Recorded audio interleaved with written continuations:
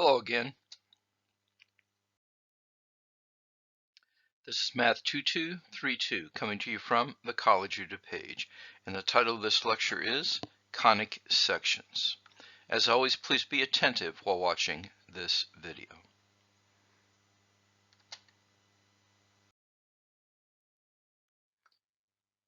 Conic sections can be described as the intersection of a plane and a double-naped cone. So for example, here's two cones stacked on top of each other. The base is a circle. And if you draw a plane that is parallel to one of the bases through one of the cones, you get a circle. Similarly, if you draw a plane that hits through one of the cones and also intersects the circular base, that is a parabola. If you draw a plane through one of the cones and it does not hit the base or intersect the circular base, that's an ellipse. And if you think about it for a while, that means that a circle is a special case of an ellipse. And if you draw a plane that intersects both cones, what you get is called a hyperbola, and there are two branches of a hyperbola. You have this branch up here, and you have this branch down here. Now there are degenerate situations. If you go through the vertex parallel to the base, you get a point. If you go through the vertex like this, you will get lines. And if you go through the vertex like this, you will get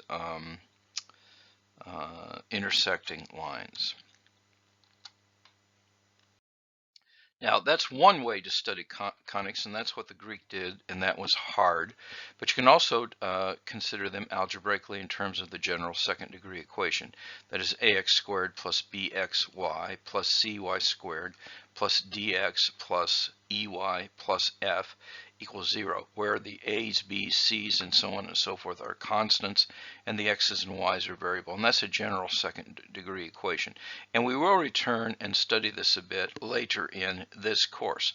A third approach, though, which we use in Math 1431, Calculus 1 at the College of DuPage, each of the conics is defined as a locus or a collection of points specifying certain geometrical properties, and this works very well, and we use this in the pre-calculus.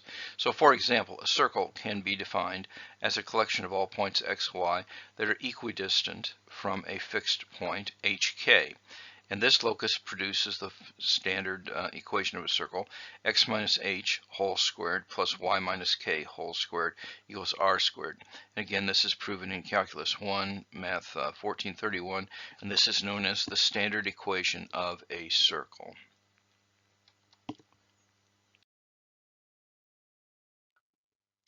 Another conic section, though, is called a parabola.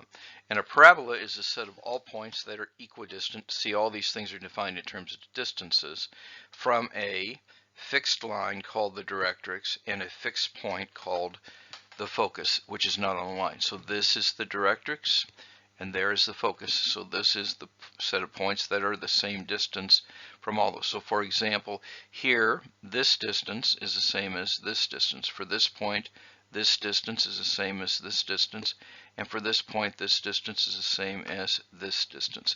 The midpoint between the focus and the directrix is called the vertex. So there's the vertex, focus, and directrix. And the line passing through the focus and the vertex, that's this line, is called the axis of the parabola. A parabola is symmetric with respect to its axis.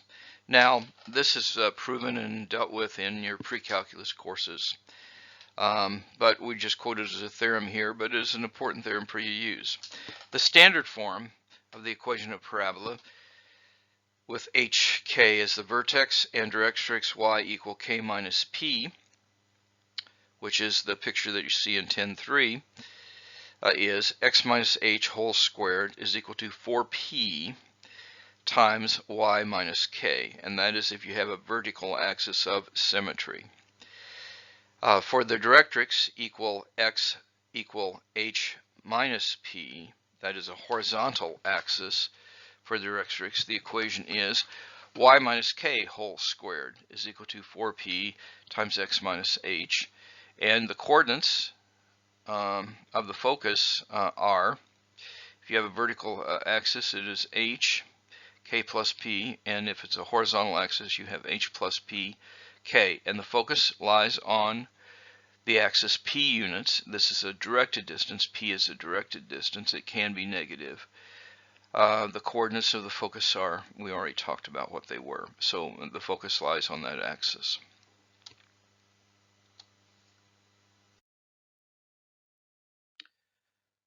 So let's do an example. Here we're going to take an equation of the parabola and we're going to find the focus of the parabola given by y equal 1/2 minus x minus 1/2 x squared. Now you know from your earlier studies that this is going to be a parabola that opens downward, and we need to find the focus. And to find the focus, we're going to convert this to standard form by completing the square. And remember, the standard form for this one will be x minus h whole squared is equal to 4p, where p is the directed distance between the vertex and the focus, 4p times the whole of y minus k. All right, so we're going to change this into that form. So we're going to work to do that, and so we start out with the original equation, and now we're going to factor out 1/2 because we're going to be completing the square. So when I pull 1/2 out of here, you get this expression. Now, rather than deal with the fraction, I'm going to multiply both sides by 2, getting this. And I'm going to rewrite this by factoring the minus sign out here. Now the whole goal of this is to complete the square here.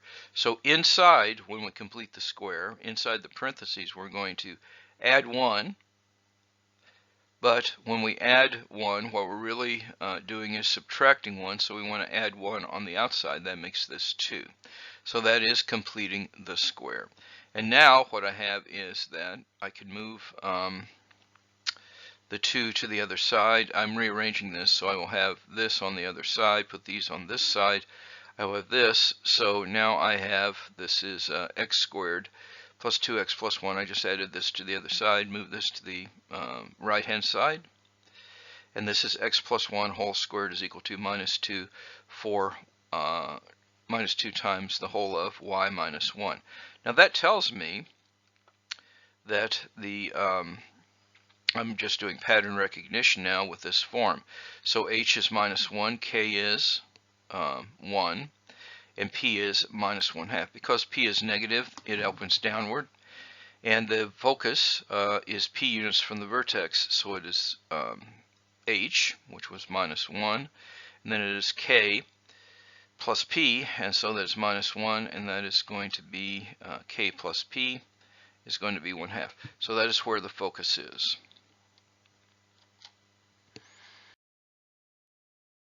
Let's do another example, and we need a definition for this. Again, this is from your pre-calc. A line segment that passes through the focus of a parabola and has endpoints on the parabola is called a focal chord.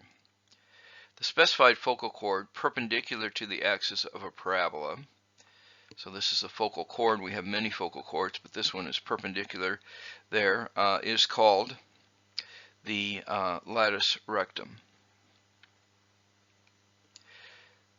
So what we're going to do is, in this problem, find the length of the latus rectum of the parabola given by x squared equals 4py, and then find the length of the parabolic arc intercepted by the latus rectum. So we want to find the length of this parabolic arc intersected by that, if this is the curve that we have. So we're finding the length of this.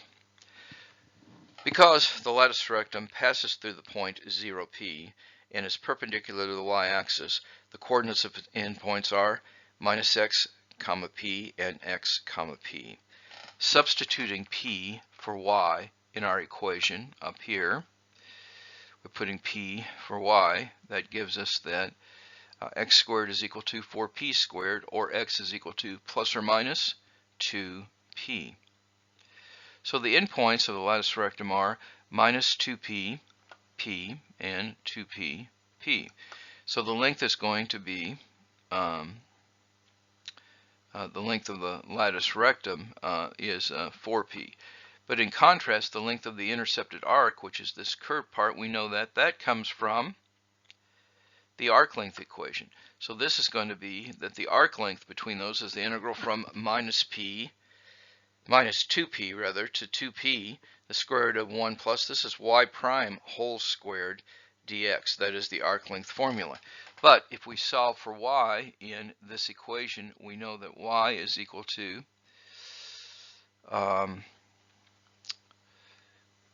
x squared over 4p, and when you take the derivative of that, y prime is going to be x over 2p.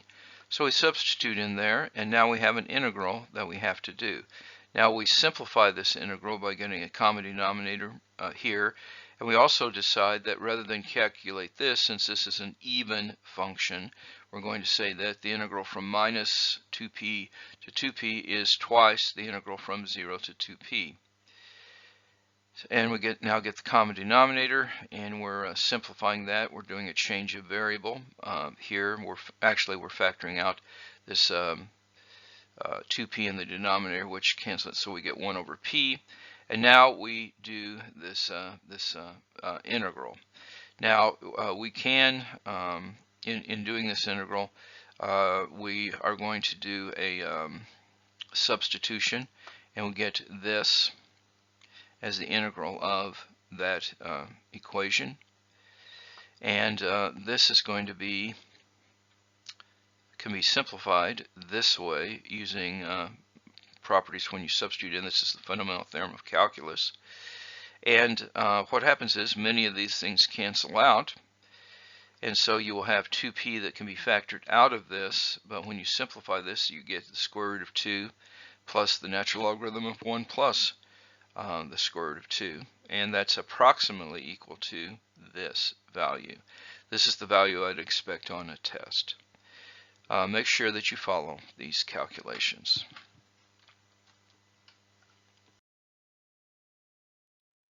Now, one widely used property of a parabola is its parabolic property, and that means if either so you have a parabolic surface, if you have energy generated here, it will go parallel to the axis, and if a light comes in, it will also strike that and will be concentrated there.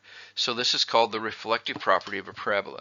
So let P be a point on the parabola. The tangent line to the parabola at the point P makes equal angles with the following two lines: the line passing through P and the focus, and the line passing through P parallel to the axis of the focus.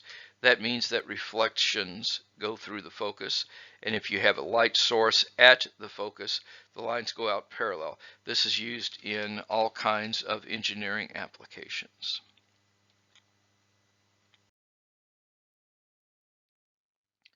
Let's turn our attention to an ellipse. An ellipse is a set of all points x, y such that the sum of those distances from two distinct fixed points called the foci is constant. So there is a focus, there is a focus. The sum of these distances is equal. And this tells you that if you had two fixed foci and you took a string, you put a thumbtack there and a thumbtack there, you could draw the ellipse by tracing it this way. So you see an ellipse has two foci, not one. And what happens is that this point xy is traced over by having the sum of those two distances being equal to a constant.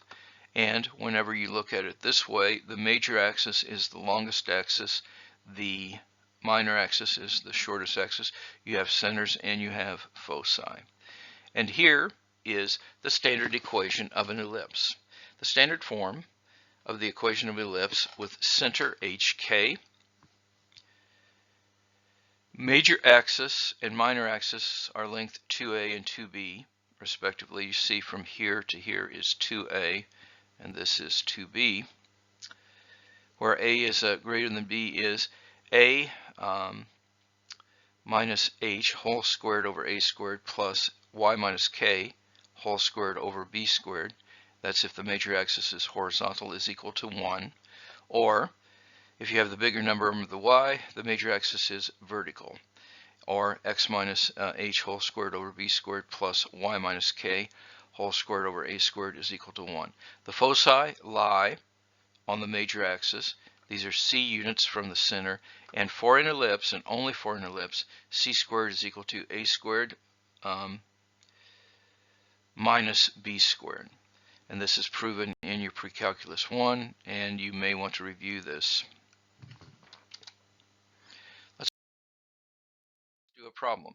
Here, what you want to do is find the center and vertices and foci of the ellipse given by 4x squared plus y squared minus 8y plus, 4x squared plus y squared minus 8x plus 4y minus 8 is equal to 0.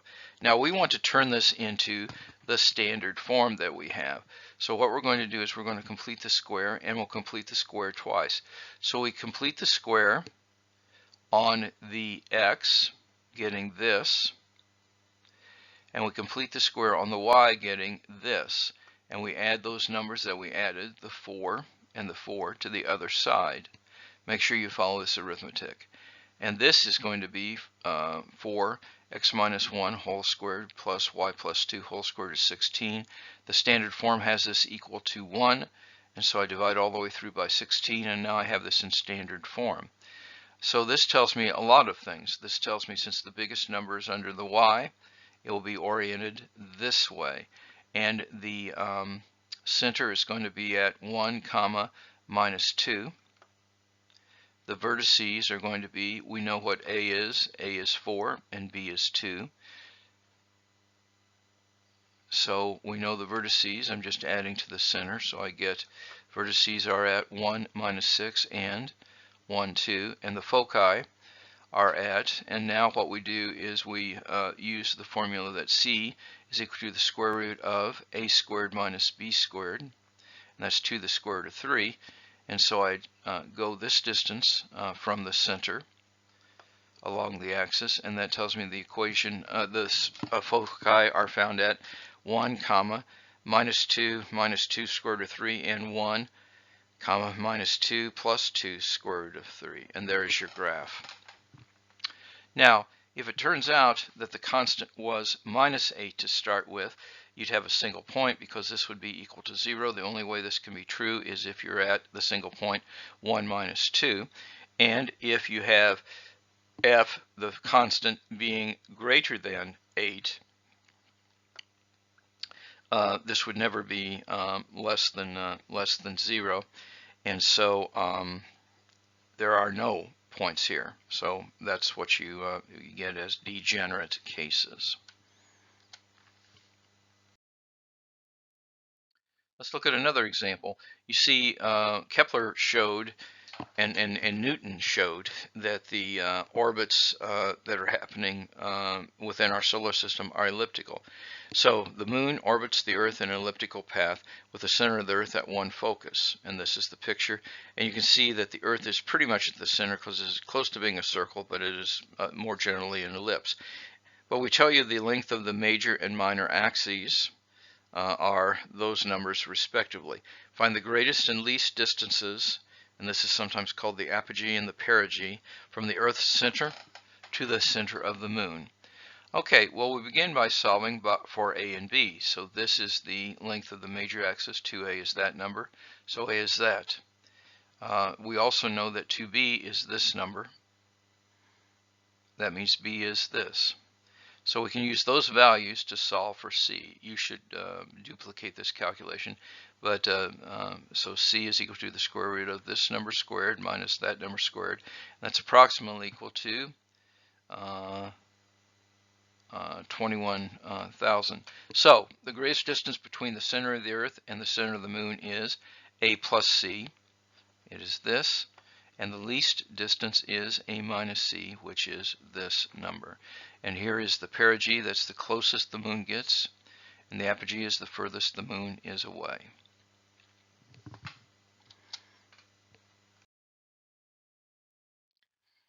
We now have another property of an ellipse, like the reflective property that we had. So if we have P as a point on an ellipse, and the tangent line to the ellipse at point P makes equal angles with the lines through P and the focus. And what that means is if a source of power is generated at one foci, and you send it out and it reflects off the surface of an ellipse, it will go through the other focus. Now, one of the reasons astronomers had difficulty in detecting that the orbits of the planet were ellipses is that the foci are relatively close to the center. They're pretty close to circles. And so to measure the value of this ovalness of an ellipse, there is a concept called the eccentricity of the ellipse. And in fact, in general, we talk about eccentricity for all conic sections. The eccentricity of 0 gives me a circle. The eccentricity E, and this is not the number E, this is just a constant that we're calling eccentricity E of an ellipse, is given by the ratio, is the ratio of C, the distance from the center to the focus, divided by A, the length of the half the length of the major axis. So that's the definition of the eccentricity.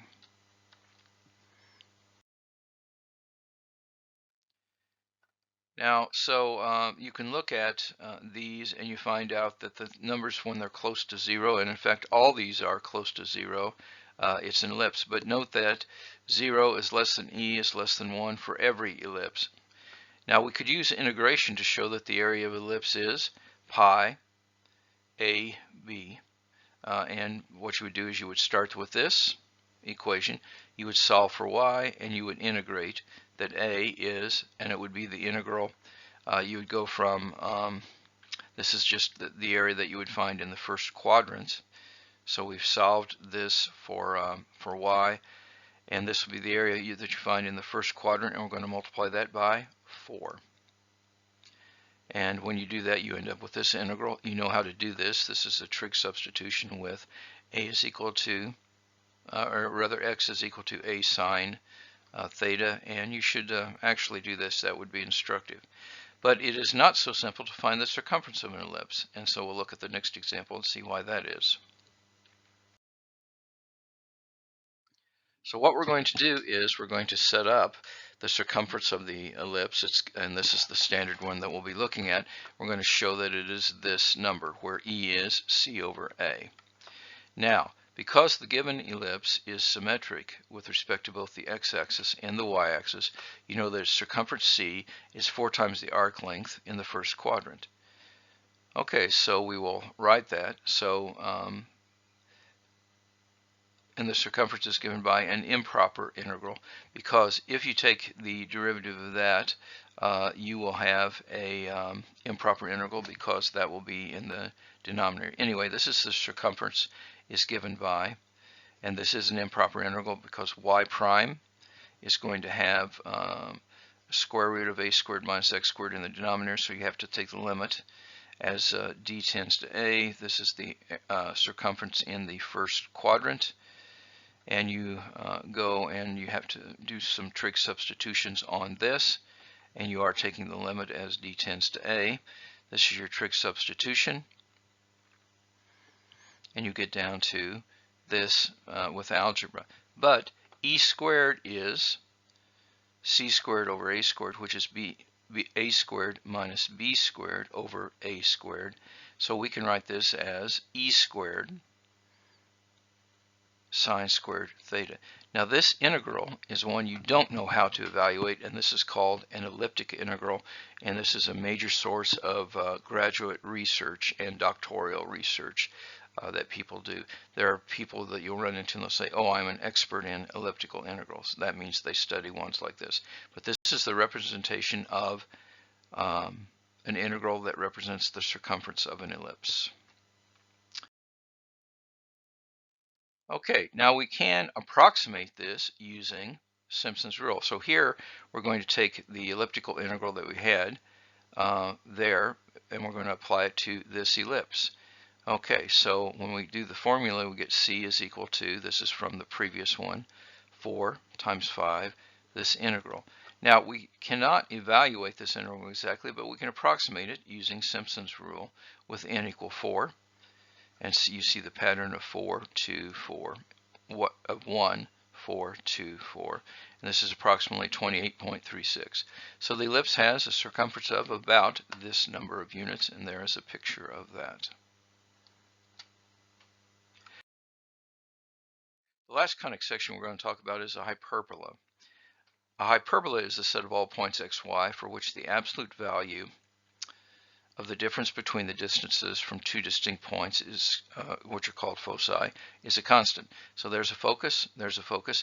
The difference between these two is a constant. That gives you this set of points. It also gives you this set of points. And we're taking d2 minus d1 to be 2a. Okay. So that is the definition. And the line segment through the two foci intersects a parabola at 2 points. These are called vertices. So this is a vertex, and this is a vertex. And that axis is called the transverse axis. So this is the transverse axis. And the midpoint of the transverse axis is called the center of the hyperbola. And one of the distinguishing features of a hyperbola is that its graph has two separate branches.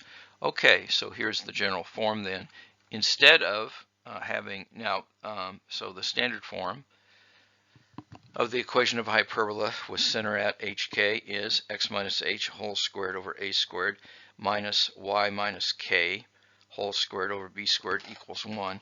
That is if the transverse axis is horizontal, like this. You could also have this oriented up and down. So if the transverse axis is vertical, y minus k whole squared over a squared minus x minus h whole squared over b squared is equal to 1. Now, the vertices are a units from the center, and the foci are c units from the center.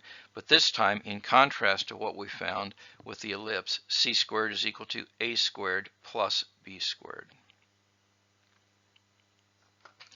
An important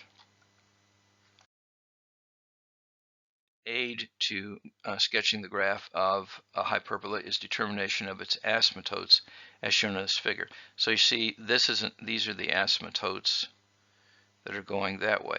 It goes through the center, and we'll talk about what the slopes are here. In fact, this is what we have as a theorem. And again, this is proven in COD Pre-Calculus 1. You may want to review this a little bit. For a horizontal transverse axis, the equation of the asymptotes are y is equal to k plus b over a times x minus h, or y, and that could be written, there are two asymptotes, so this is the other one. Y is equal to k minus b over a, x minus h. And if a vertical asymptotes, you have the reverse like this.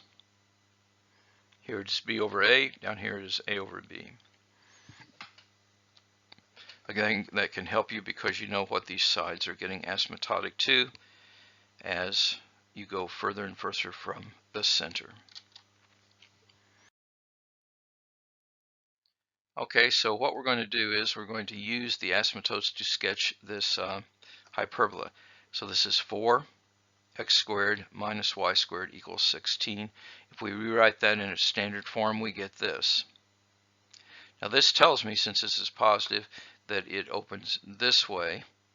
The transverse axis is horizontal, and the vertices occur at minus 2, 0, and 2, 0. And the conjugate axis occur at, we're joining these two lines, and so we're going from, those. By drawing the asymptotes here, we can easily sketch this graph. We should note that you can use a graphing utility to graph this, but unless you do parametric equations, you end up having to have two circles, one representing the left branch and one representing the right branch. We also can talk about the eccentricity of a hyperbola. The eccentricity of hyperbola is again given by the ratio of c over a, but c over a is always going to be greater than 1 for a hyperbola. If the eccentricity is large, the branches are nearly flat, as you can see here. If the eccentricity is close to 1, the branches are more pointed, like this.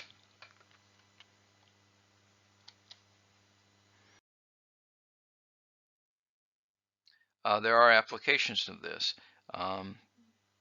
And we'll talk about this. And this was used during World War II. This was called, I think this was called LORAN during World War II. Okay, so two microphones 1 mile apart record an explosion. So here is the explosion, okay? And so what you have is you have microphones that are detecting an explosion, okay? The microphones are, and microphone A down here receives the sound 2 seconds before microphone B. Well, you know how fast sound goes, and so if we assume that sound travels at 1100 feet per second, then you know that the explosion took place 2200 feet further from B than from A because of the difference in the time. So we say the locus of all points, and you see the sum of those is going to be a constant, and so you can figure out what C is. So C is 1 mile divided by 2, or this, and that tells me that A is going to be this value, and because C squared equals A squared plus B squared, you can solve for B getting this. So whenever you substitute that in to the definition of this hyperbola, you get x squared over that number minus y squared over this number is equal to 1. You might say, yeah, but that just tells me that the explosion happened somewhere on this parabola. But then I can use two other points and I will get an intersecting hyperbola, which tells me exactly where it happens.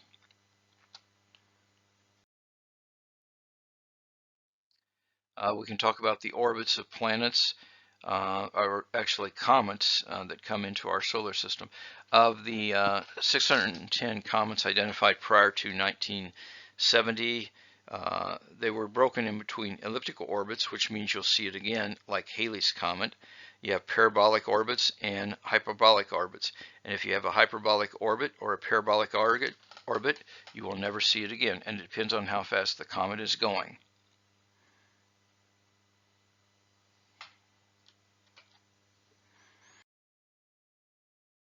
In closing, now more than ever, time is precious. Each day must count. Do the math. It will make you strong. And now more than ever, take care of yourself and of each other. We're all in this together. May God bless you all.